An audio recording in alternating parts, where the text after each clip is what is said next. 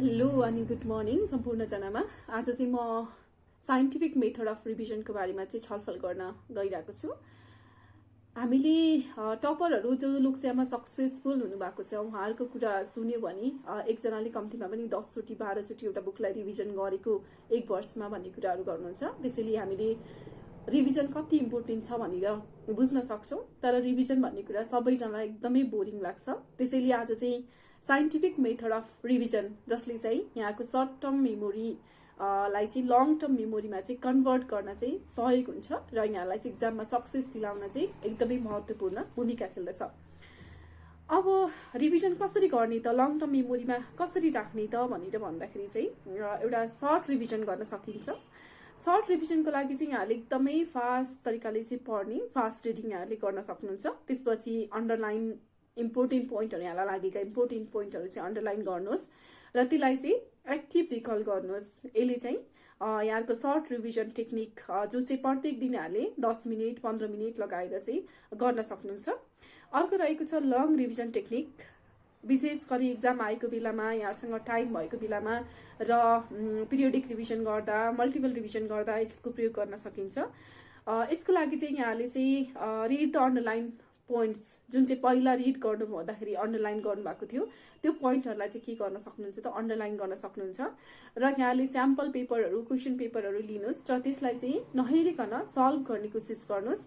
र जहाँनिर यहाँहरूलाई चाहिँ विक लाग्छ, आफू चाहिँ यो ठाउँमा चाहिँ अझै कम्पिटेन्ट भइसकेको छैन, यो ठाउँमा चाहिँ मलाई आएको छैन है भन्ने लाग्छ भने फेरि पूर्ण गएर आफ्नो नोटलाई चाहिँ पढ्नुहोस्। यसरी चाहिँ यहाँले सर्ट टर्म मेमोरीलाई चाहिँ लङ टर्म मेमोरीमा लग्न सक्नुहुन्छ। यो भनेको केवल रिभिजनबाट मात्र सम्भव छ।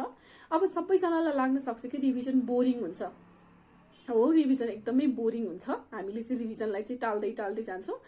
जति रिभिजनलाई टाल्छौँ त्यति नै हाम्रो एक्जाममा चाहिँ नाम निस्किने चान्सेसहरू कम हुन्छ, किनभने मान्छेको नेचरै हुन्छ बिर्सिँदै जाने। अब बोरिङ रिभिजन छ भने त्यसलाई हामीले कसरी ट्र्याकमा ल्याउने भन्दा एउटा चाहिँ डेडलाइन सेट गर्नुहोस्। यहाँले चाहिँ मैले यति टाइमभित्र चाहिँ यो कुरो सब्जेक्टको चाहिँ रिभिजन गरिसक्छु भन्ने एउटा डेडलाइन सेट गर्नुभयो भने त्यसले पनि यहाँलाई चाहिँ अलिकति ट्र्याकमा ल्याउन मद्दत गर्छ। अर्को चाहिँ एउटा रफ नोटबुक राख्नुहोस्। एउटा रफ नोटबुक राखिसके पछाडि मैले यो रिभिजन गरेको छु, यो रिभिजन गर्न बाँकी छ भन्ने कुरा यहाँलाई चाहिँ ट्र्याकमा ल्याउन चाहिँ सजिलो हुन्छ।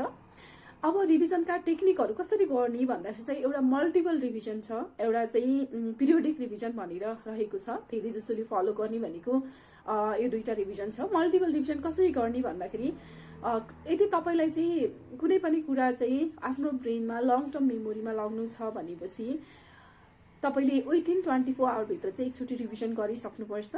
त्यसपछि यहाँले 7 डेजमा एकचोटि रिभिजन गर्नुपर्छ र विथिन अ मन्थमा चाहिँ एकचोटि यहाँले त्यसलाई चाहिँ रिभिजनको टाइम छुट्याएर रिभिजन गर्न सक्नुहुन्छ। त्यसै गरी पिरियोडिक रिभिजन गर्न चाहनुहुन्छ भने चाहिँ यहाँले एक दिनमा, विथिन 24 आवर, 3 दिनमा, 7 दिनमा, 21 दिनमा, 30 दिनमा, 45 दिनमा र 60 दिनमा चाहिँ यहाँले त्यसलाई त्यो कन्टेन्टलाई चाहिँ रिभिजन गरिराख्न सक्नुहुन्छ। र रिभिजन गर्दाखेरि हामीले भनेका जस्तै अन्डरलाइन गरेर मेजर पोइन्टहरू टिपेर चाहिँ त्यसलाई मात्र यहाँले रिभिजन गर्न सक्नुहुन्छ। अब रिभिजन गर्ने मेथड के हुन्छ त भन्दा यो ब्लोटरिङ मेथड भनेर भनिन्छ। पहिला चाहिँ रिड गर्ने, फास्ट रिड गर्ने, अनि यसले के पढ्नु भएको थियो भनेर चाहिँ एउटा पेजमा चाहिँ के गर्नुहोस् त, टपिक लेख्नुहोस्। त्यो टपिकभित्र यहाँलाई याद भएको कुराहरू के छ भनेर त्यो लेख्न सक्नुहुन्छ। र यहाँले चाहिँ नोटसँग के कुराहरू छुट्यो, मेरो ग्यापहरू कहाँ भयो भनेर पनि त्यसलाई चाहिँ कम्पेरिजन गर्न सक्नुहुन्छ। यहाँले चाहिँ रिभिजन चाहिँ जति बेला पनि गर्न सक्नुहुन्छ, बसमा हिँडिरहँदा पनि गर्न सक्नुहुन्छ, अनि मोबाइलमा राखेर पनि गर्न सक्नुहुन्छ, भिडियोहरू पढेर गर्न सक्नुहुन्छ, स्याम्पल क्वेसन एन्सरहरू सल्भ गरेर गर्न सक्नुहुन्छ, त्यसै गरी एक्टिभ रिकल गरेर गर्न सक्नुहुन्छ। राति सुत्ने बेला पनि यहाँले चाहिँ सम्झेर मैले के पढेको थिएँ आज त्यसभरिमा, अथवा के कुरा मलाई याद छ के भनेर त्यसरी पनि यहाँले एकदम सर्टदेखि लङ टर्मका मेथडहरू युज गरेर छोटो समयमा र लामो समयमा रिभिजन गर्न सक्नुहुन्छ। डाक्टर ब्रुनो फ्रुस्टोले भन्नुभएको छ अथवा अनुसन्धानबाट प्रमाणित के गर्नुभएको छ भनेपछि जो कुरा पढिन्छ त्यो 25% मात्र सम्झना रहन्छ, जो कुरा सुनिन्छ त्यो 35% सम्झना रहन्छ, जो कुरा देखिन्छ त्यो 50% सम्झना रहन्छ, जो कुरा भनिन्छ त्यो चाहिँ 60% सम्झना रहन्छ, जो कुरा गरिन्छ त्यो कुरा चाहिँ 75% चाहिँ हामीलाई सम्झना रहन्छ। सबै कुरा गरिएमा चाहिँ 95% चाहिँ हाम्रो स्मरण रहन पुग्छ भनेर डाक्टर विकासानन्दको यो बुकमा उल्लेख गरिएको छ। यहाँले चाहिँ कसरी बढी भन्दा बढी आफ्नो अर्ग्यानहरूलाई चाहिँ युज गर्न सक्नुहुन्छ। जस्तै पढ्नु भयो भने तपाईँको ब्रेन र मुखको काम हुन्छ, लेख्नु भयो भने हात र ब्रेनको काम हुन्छ होइन।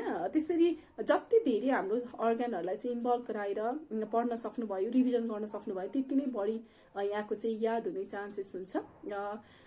आफ्नो एजुकेसन सम्बन्धी भिडियोहरू सुन्न चाहनुहुन्छ, पब्लिक हेल्थमा लोकसेवा क्र्याक गर्न चाहनुहुन्छ, त्यसै गरी लोकसेवा क्र्याक गरी विजेता बन्न चाहनुहुन्छ भने मेरो यस च्यानललाई चाहिँ लाइक गरिदिनु होला, सब्सक्राइब गरिदिनु होला।